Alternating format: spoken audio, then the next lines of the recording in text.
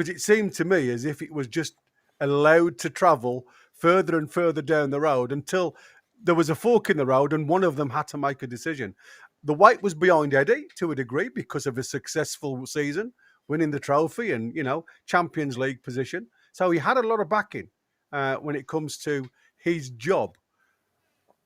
Paul Mitchell's obviously taken that on board and said, well, you know what? If he's got the backing, I'm out of here because he's not listening to me. He doesn't seem as though whatever. Eels was his man, wasn't he? Yeah, well, potentially that's right. And the problem is, Eels brought Mitchell in. Mitchell didn't bring Eddie Howe in, which is usually the way it works. So, we go backtrack again. And is it the fact that Darren Eales has been so unwell that he's actually taken his finger or his eye off what's going on and just allowed things to materialise to the point now where, I said the word chaotic because that's exactly what it feels like. I think, Gary, you are skating over Paul Mitchell's biggest contribution in terms of his time here, which was to kibosh Alexander Isak's contract talks a year ago, which has created the situation we're in now. And I appreciate PSR and the spectre of PSR is above everything we do. But you can't tell me we couldn't give Isak an extra 100 grand this time last year. I know they couldn't foresee the sale of Almiron, but that would have covered it, I'm sure.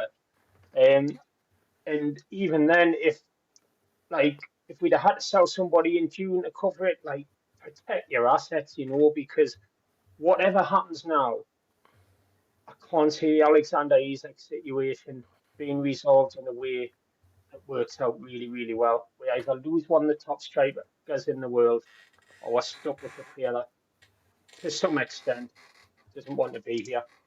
Yeah, well, that's what me and Wim were just saying, and I've just seen in the chat, and I've starred it because it was something again me and Wim were talking about. I hadn't heard anything about Yasser Almiron being actually at Newcastle yet, but according to Geordie Dan, he's in the Toon, and there's ructions apparently. Well, Geordie Dan, where have you got that from? I'd like to know. Yeah. That's Elias. Thank you for the Norwegian krona. Forget about Liverpool or Isak. Why you won't keep players who say he don't want your club? I don't care if he's Ronaldo or Messi. Yeah, I mean, that's what I said. That's a very, very popular. It's mine as well, by the way. Yeah, it's very difficult. The absolutely ideal outcome at this point would be if Barcelona turned up with 150 million quid. Or PSG or something similar. Yeah. I said that, I think the biggest hurtful thing isn't the fact that he wants to go and he's used this as a stepping stone. We said it the other day, didn't we? As he proved himself bigger than the club at this present moment in time with his growth rate compared to our little bit dragging of the heels of the project. And it seems very much as though, we are behind him when it comes to the promise, if you like. And like you say, it's something that has been mentioned about the promised contract improvement that was offered to Isak from Amanda Staveley. And obviously they're moving away from the club, against their wishes. Was something, again, that Darren Eales did. Now, there's lots of people saying that Darren Eales had already eyed up Mitchell for this post when they got rid of Amanda Staveley. I don't know. But it seems from that point of Amanda leaving and Mairdad leaving to Mitchell coming in, Newcastle itself has taken a bit of a nosedive. And we are all under a dark cloud at this present moment in time. And I honestly believe, I go back to what I said. I cannot believe, unless you're offering Isak 300,000 a week, which is what he's claiming he's asked for by his agent, even though he's turned down 600,000 by going to Saudi. He wants to play at the highest level. Can't fault him for doing that. But it just hurts that he's going to, obviously, a rival. And I think that is what hurts us more than anything else. you know, I can appreciate him wanting to improve and obviously compete in, you know, for a chance of winning something. I have no issues with that. I just think it just feels a little bit sour about all the rumours that are coming out now that we've known since April about his potential leaving if this contract hasn't been sorted. And by all accounts, since last June. Well, that was when Mitchell told him around about June, July last year. Yeah, I think that's when he went knocking on the door, wasn't it? Craig Hope, that was when. According to a few sources that I've heard it from. That was when he was disgruntled about the contract. Being told he wouldn't get one after being told he was getting one. And if we've known since then, we should. But again, it's because the backroom staff, Eales, Mitchell, whatever the conduit is between Eales and PIF, it's just not working. It's not fit for purpose. Eales is not there. Well, exactly. He left for Mitchell. So who is the guy? I mean, they did send somebody over from PIF who was involved with Live Golf, but you never hear from him at all. I've got no idea even where he's based. And where the hell he is and what he's doing, I don't know. Because it seems to me that whichever negotiating team we are sending in to buy players, to recruit players, to add players to the squad, they are having to.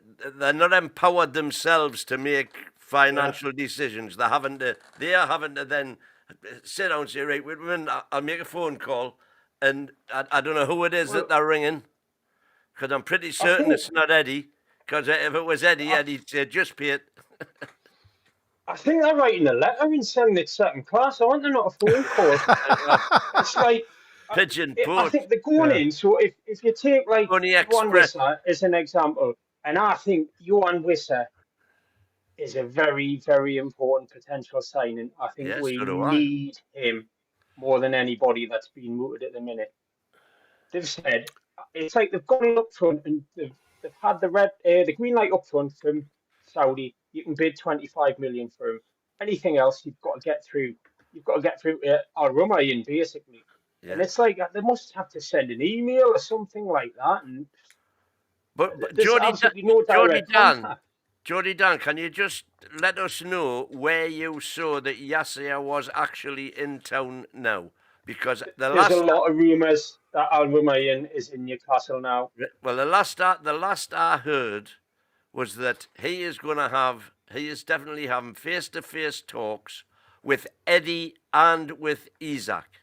Now, if that's the case, Eddie doesn't come back until next Tuesday. No, Howe wouldn't be directly involved, I wouldn't imagine, because he's got enough to do, selling shirts in South Korea, hasn't he? Yeah. But I suppose he could jump on a Teams call, but he's... That's what I said. A bit of a telling comment. Did you hear when Eddie said Isak definitely won't be joining the tour in South Korea? Yeah. So you'd think we're playing Tottenham next weekend. If you would sort this situation out, you could fly him out there for that game. But to me, that comment was like, I say, it's over. Because he hasn't got a thigh sprain, has he? We're a load of Well, I mean, he's had the scans, hasn't he? I don't think anybody believes it's a groin, I think, isn't it? Yeah. Well, there's a couple of like I say, I do want to try and move away from Alexander Isak. I know it's very difficult, but I've been looking at in the Standard, and I was saying to Win that because of Liverpool's little pot of gold and the players that are actually moving on, it looks like Liverpool have got 165 million transfer plan to sign Newcastle's Alexander Isak. That's according to the Standard. And it looks like what they're planning on doing is throwing down... obviously the initial talk was the £120 million mark. But it looks like they're looking at 130 million. and obviously they're going to come in and lowball us with add-ons of 20 to 30 million on top of that. Don't forget to smash the like button. It helps us a lot to keep growing. Subscribe to the channel, hit the bell for notifications, activate all notifications, that way you get notified every time we go live. And don't forget, you can become a member, get exclusive content, access to all of our live shows on demand at the time that you want. Also, of course, giveaways every month, sometimes multiple giveaways a month. So stay tuned for that. Check it out. Help support the channel. It's a small fee. And of course, you help us and grow. If you hate the Mackhams, smash that like button. To save the bleeding races. When we got the wheel put on, away we went again. But them that had their noses broke, they came back our him. Some went to the dispensary, and some to Dr. Gibbs's, and some to the informer.